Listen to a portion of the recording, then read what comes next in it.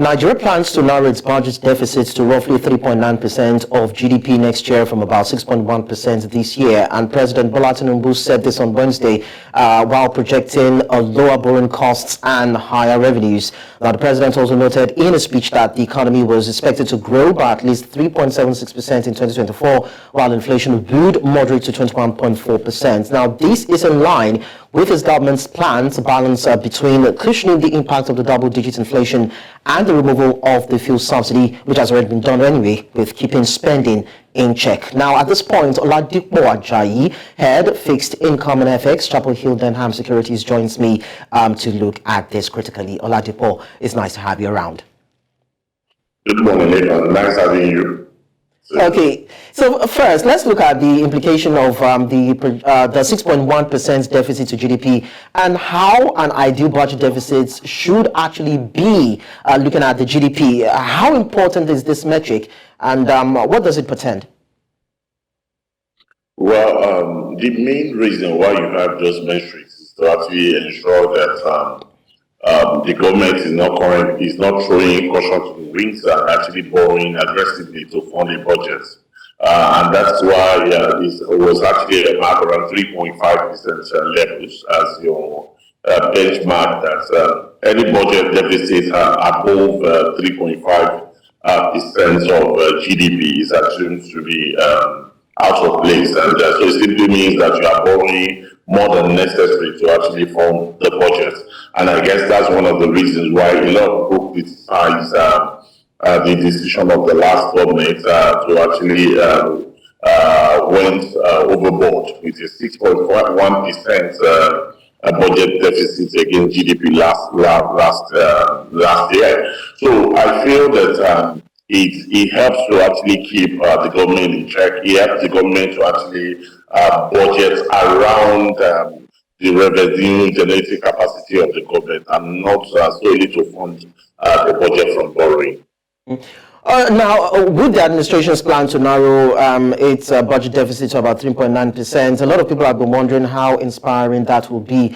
And a lot of people are equally questioning how will that be achieved. You equally talked about funds not being fully available and the country's government having to borrow to fund its budgets, and of course that would have an attendant effect on its performance, because when we have a particular huge deficit in terms of revenue coming in and what is expected to be expended on a budget, of course it becomes a problem for government. So is it achievable looking at that projection?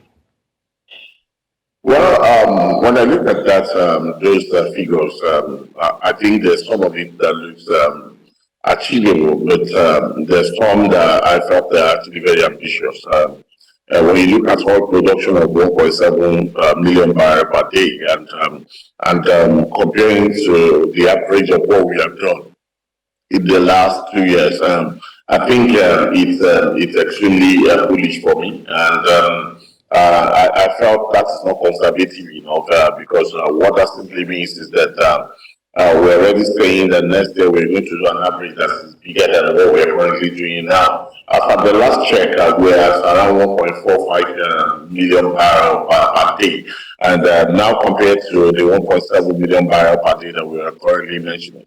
Although the group CEO of NNPC mentioned that by December we would have been meeting our quota, but we still have wait to see how fast we can get to that level. But when you look at the budget revenue generating capacity of the government from this angle, I don't think 1.78 million barrels is conservative enough. Another thing also that I also need to look at is the pricing, and $77.06 I think is bullish. Although we've seen oil price over around $90, $85 dollars on average in the year, but we also need to understand that the terrain of the global economy is changing.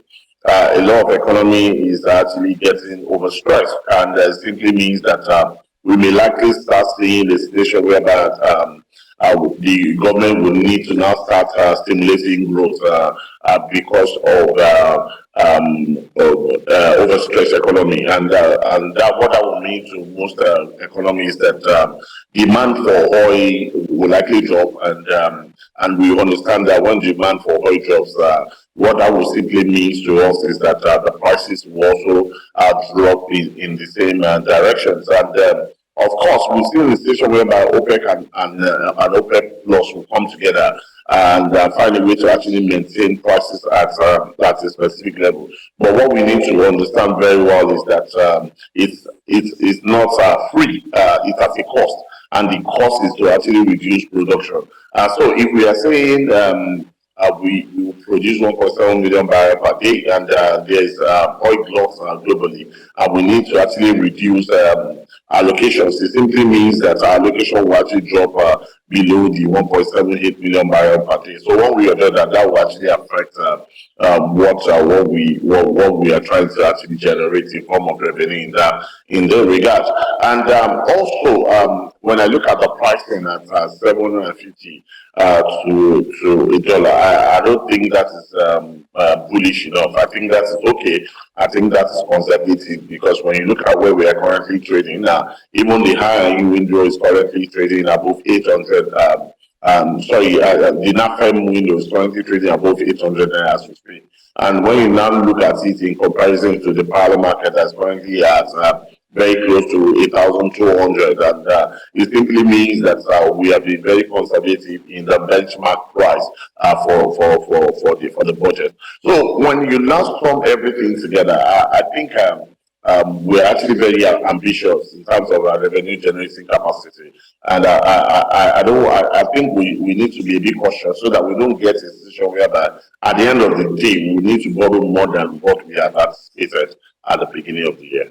Okay, Oladipo, a particular economist on the X platform last week did a little bit of analysis, and he said that, of course, looking at the removal of subsidy on crude, on fuel, as the case is, and he said that, of course, it's been about 6 months now that the government has been able to save ₦1 trillion for each month, making it about 6 trillion naira on the fuel subsidy removal, and that should in a way help fuel the fiscal position of government. And I also did a bit of calculation saying that the Nigerian revenue should be tripling, or should be above the 18 trillion naira that was actually projected, and that the country should also have a narrower budget deficit. So looking at the fuel subsidy removal, is it just a minute part of this whole budget size, or it is part of what you feel that the government should equally look into in terms of fueling its budgets, fund allocation, and see what revenue can come from it? Because if we are looking at reducing the budget deficit, it has to do with how much money that the government can have on ground to fuel the expenditure of the budgets. So I'd like to also take your reaction on that. Yeah, let me quickly correct something in that regard. The government has not been saving $1 trillion every month. And if you go and check the data, it was in the month of June that the government saved $1 trillion. And if you look at just the last fact sheet, the total revenue that came into the confine of the government was about 1.3 trillion. And they decided to share a bit over 900 billion. So what it simply means is that what they have been able to save in the month of October was about 400 billion thereabout. So it's not true that the government can be saving $1 trillion every year, every month. Because even look at it from this perspective, what is the total subsidy payment that the government has been paying that we are saving up to that? Because even for a whole year, what we budgeted for a whole year is about 7 trillion. And when you say we are saving $1 trillion per month, simply means that we would have been able to save 12 trillion in a year. So I don't think that is true. But however, going to next year, I'm very sure the government is looking at everything in totality. The government is looking at everything that comes into the pot, rather than saying, oh, this is as a result of subsidy saving. Because when you look at the revenue expectations and when you look at what we have been able to generate locally this year, as of the month of September, from tax, we've been able to generate just, I think, total revenue is about 8 point something trillion. And when you look at what we're expecting to do next year, and that's more that's very close to 18 trillion totality of expected revenue. So it simply means that we would have considered all these other avenue for revenue generation, because it doesn't make any sense for you to have an account where you warehouse subsidy removal, and at the end of the day, you still go back to the pocket to borrow to fund the budget. Okay, Oladipo, I'd like you to just do something for me in a few seconds. Just hold on your thoughts there. We'd like to get your conclusion on that. We just need to go for a short break now, and when we return, we'll conclude on that and move on to other areas of discussion.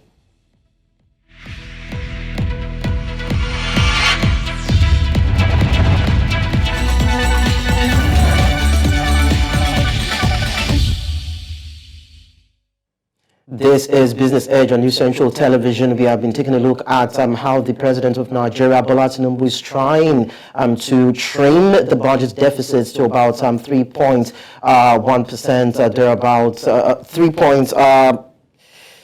3.9% from 6.1% thereabouts, and we have been looking at the different areas by which funds can come in for the government, and areas whereby the government may need to also beat down expenditure. We have been talking to Oladipo Ajayi, and we've been at this point looking at the issue of the removal of fuel subsidy, if that could be a conduit by which the government can generate more funds. So Oladipo, I'd like you to just conclude on what you were saying earlier and tie that to, of course, the sectors of the economy that might be affected if the government is not able to actually trim down as much as it would want to.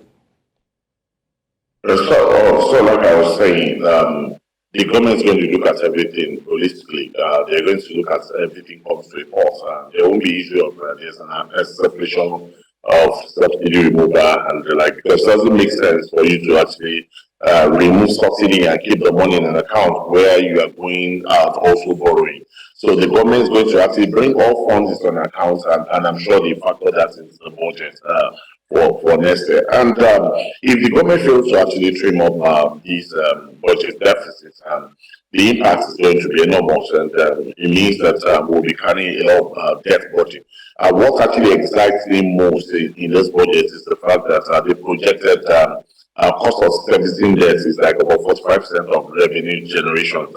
It makes a lot of sense, because when you look at where we're coming from, a country that at the time was servicing debt with 98% of its revenue, and if we can actually work within what's currently on the table and we're actually sitting with it, I think there's something great for the economy. But if the government did not actually go this route, it means that this will actually affect the private sector. Because it means that the government will need to actually borrow more, and when the government borrows more, most players in the private sector actually suffers it, because it means that the government will crowd the local markets, and the private institutions may find it very difficult to actually come to the capital market to actually raise funds. And even though they have the little opportunity to actually sneak in and actually get to raise funds, it means that they will raise funds at a higher level, higher price. And so it means that now that the government is looking at actually trimming up their budget deficit, it's a very good one, and it will be very good for the market. And it also means that the local players too can actually come to the markets, capital markets, to actually raise funds. Let's now look at spending cuts, Oladipo. The 2024 budget proposed an aggregate expenditure of 27.5 trillion naira for the federal government, and of which we have non-debt recurrent expenditure of 9.92 trillion naira, while debt service is projected to be 8.25 trillion naira and capital expenditure is 8.7 trillion naira. So these figures point to certain things. What does it tell you about the government spending priorities? Well, first and foremost, when you look at the recurrent expenditure, it looks very big. But when you look at the fact that the government is looking at actually increase the take home of government workers, it means that that would have been factored into the budget. And you and I know that the government has been going back and forth with the labor guys around this. And I'm sure with this, they would have factored all the agreements in the budget. And I think that's one of the reasons why we are seeing a recurrent expenditure that's very close to 10 trillion. But when you look at the capital expenditure of 8.7 trillion, that looks very good. That looks very good, and I think it's another thing for us to put it on paper. The implementation is the key thing for me. I'm looking for a government that will actually spend this much on capital expenditure, and at the end of the year would actually come and say they have 100% performance in that angle. So it simply means that they actually implement every fund that they actually a macro for this. Another worrying thing is this debt servicing. We have about 8.2 trillion to service debt, and that is huge for me. That is huge for me because when you look at 8.2 trillion, is like about 30% of the whole budget, more than 30% of the whole budget. So it simply means that getting very close to 35% of the budget is what we are using to actually service debt. So it simply means there are two things that you can actually say that. It means that our debt is more, or secondly, it means that the budget is not too big. But we need to look at it from this angle that it seems our budget is getting too much, and our borrowing is getting too much, and the government needs to actually look around that to find a way to actually reduce it. And also another thing also could be the cost of those debts. It could mean that the debts are at exorbitant rates, and this is already affecting the annual budget. So the government needs to find a way to actually refinance some of these debts at a lower rate. The government also needs to find a way to actually ensure that they actually reduce the level of borrowing, so as to ensure that we don't get to a level where 50% of our budget will be used to actually fund debts. Right, to wrap things up now, Nigeria is seeking to have higher 2024 target verified by OPEC Plus at a time when the group is considering cutting output further rather than increasing it. And OPEC has said that it's going to at least increase it to about 1.58 million barrels per day, pending on verifications if Nigeria can actually optimize its output. And that would actually cast doubt on the nation's production estimates because it's looking at 1.76, and OPEC is saying, oh, we probably might just increase it to 1.56 or 8 thereabouts. Now, just in about a minute, Oladipo, what are the risks and potentials of this? Yeah, I mentioned earlier that there's huge risk, and that's one of the reasons why I said a 1.78 billion barrel per day is bullish for me. The risk is that we may not be able to actually generate as much revenue as we have actually highlighted in the budget. And the risk is also the fact that we may not be able to generate as much FX revenue that would help to actually cushion the effect of volatility of the currency in the market. So I think the government needs to actually work something around this. I'm sure there could be somehow exceptional treatment for the government, knowing fully well that for a long time we've been doing an average of like about 1.2 million barrels, despite the fact that our quota was about 1.8 million barrels. So it means that for close to 2 years we've been doing about 600,000 barrels short of what we are allocated for on a daily basis. So maybe. Yeah. Yes, we might just have to end there at this point. But then, Oladipo Ajayi, head fixed income and FX at Chapel Hill Denham Securities. We really appreciate your contributions on the show this morning. We appreciate it. You're most welcome, Rika. And so we'll go on a short break now. When we return, we'll bring international business stories and delve into our next conversation. Don't go away.